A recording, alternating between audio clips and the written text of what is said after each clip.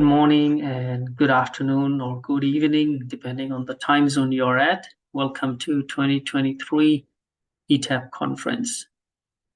So I'll give you a bit of an introduction about myself, and then we will wrap up the session in about 15 to 20 minutes today.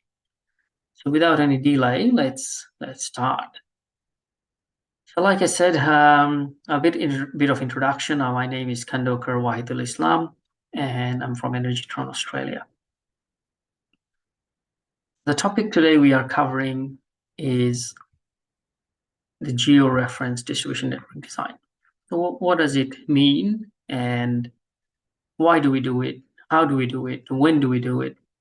All the basic questions we'll try to answer, and how our journey has been with ETAP in a practical sense. Before we start, a little bit about Energytron Australia. It's a electrical design company, as well as automation, power system studies, etc., but as well as the civil structural components to it and civil structural developments as well. ETAP has been a great partner for the electrical wing of Energytron. We have been working over the last few years hand in hand and delivering quite a few projects together. And we continue to grow stronger for future. I'll also be talking about or referencing the term GIS. In this case, it's a geographic information system, unlike the electrical term where gas insulated systems or gas insulated switchgears, I should say. So the GIS is an important aspect of larger distribution network designs, and we'll cover those basic questions we were talking about, the whys and whens and the hows. So why use georeference? Well, if you think about a single line diagram you want to do a power system study on, typical practice is to draw it in the power system model, such as ETAP. Now that is easy enough to do. However, when we are talking about large distribution network, a real network, it becomes quite challenging to have all that network drawn into a power system model.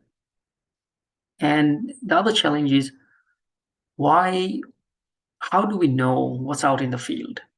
So hence, this is where the georeference comes in, why comes in. That if we know what is out in the field and we could survey it and get the real as-built, we could bring it into the power system model and then study it. So it saves a lot of time, and more importantly, it does save a lot of error margin from the field into the power system model. When do we do it? Well, it really depends on the utility company or the client. If a utility company doesn't have a good asset management or database system where you can get all the real network information, really the when comes down to them to do it as soon as possible.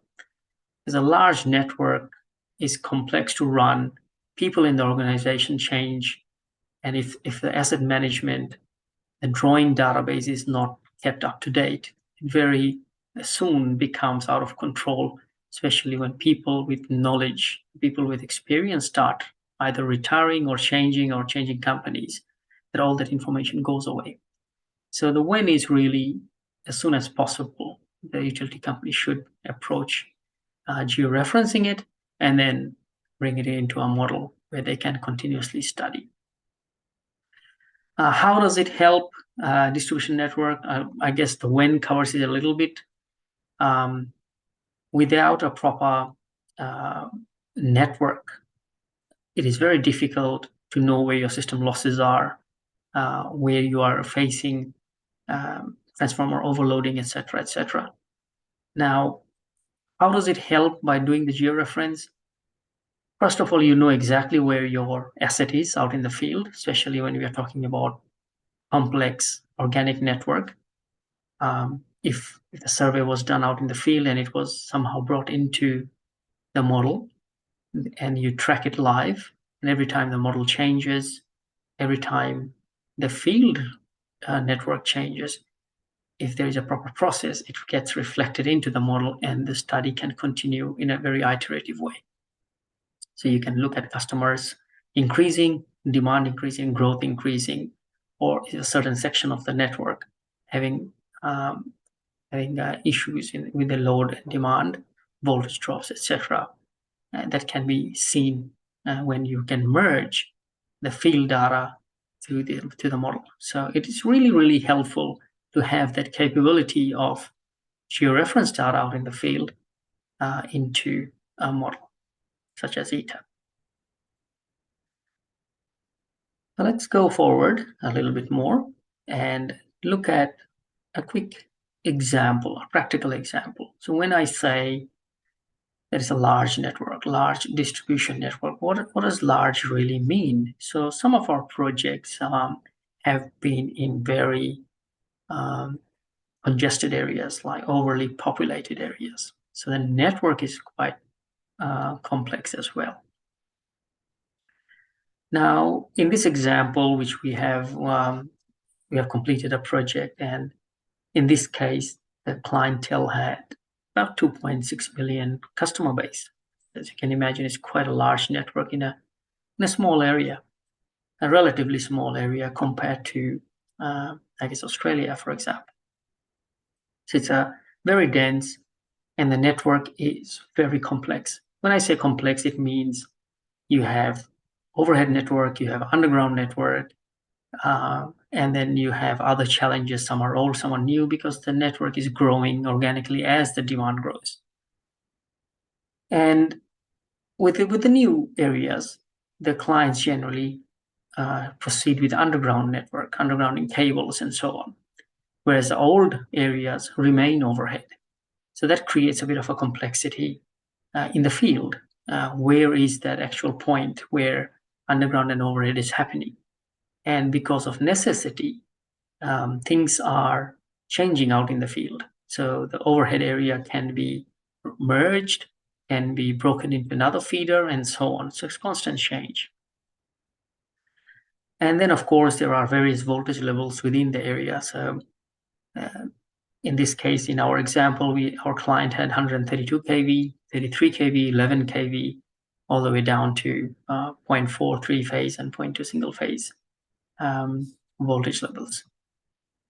And you also have other network operators. So what that means is you might have a transmission or a grid company who is running their asset over the area, crisscrossing the distribution network, which is the target client in this case for us.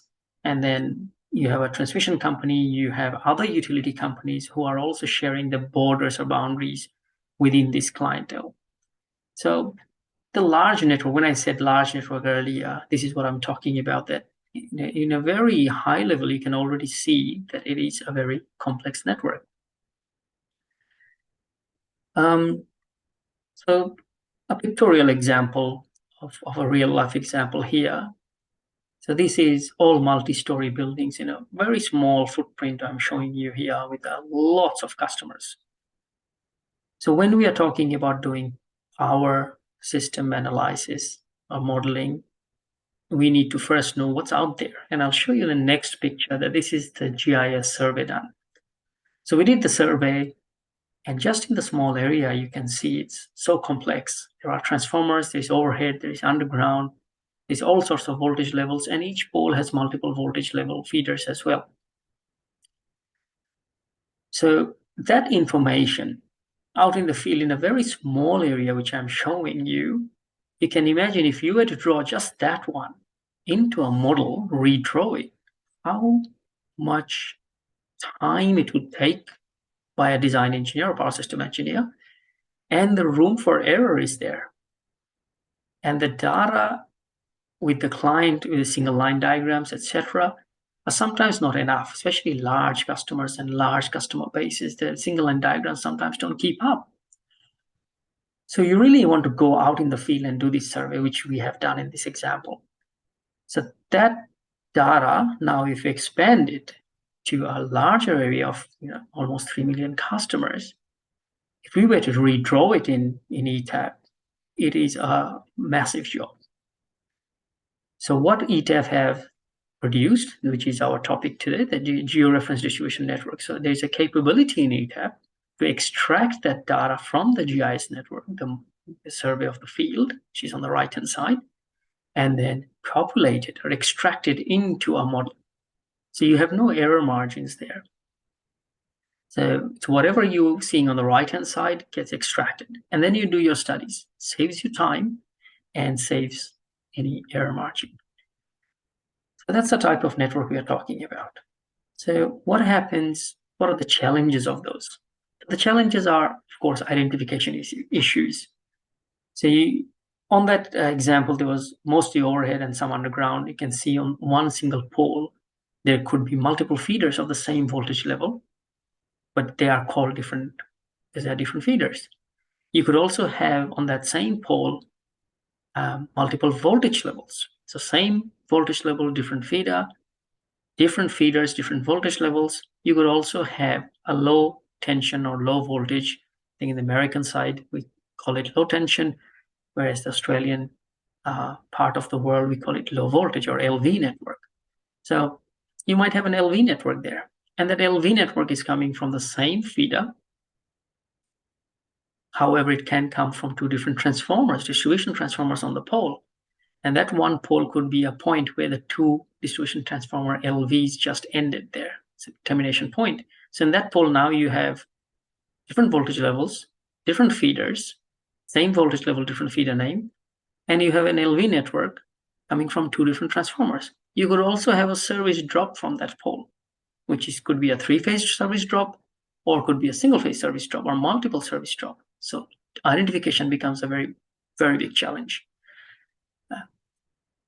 There could be challenges in the actual GIS and survey data. So because that is done manually, human error could be present, and all that complexity which I just talked about, it's very easy for a person in the field collect the data, although we do it in over electronically out in the field as well, but there is a chance of slight human error which needs to be rechecked. And then there is, of course, the ever challenging situation of changing network. A large customer base like that, it keeps on changing. Customers gets added. By the time you have surveyed one side of the network, another side starts being built. So all that data needs to be taken into consideration. And that comes into the GIS model. And from GIS goes to ETAP. Now, what are the mitigation of those? It just simply doesn't come to ETAP that easily. So we have been quite lucky that at Energytron and ETAP, we did R&D together over the last 2 years, specifically on this issue.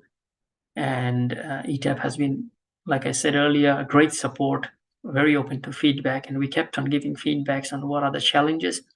And we went through with the development team improvements inside of ETAP and how we can identify those challenges I just showed in the earlier slide. How can we capture them and not get stuck into a loop of fixing things and eventually waste a lot of time.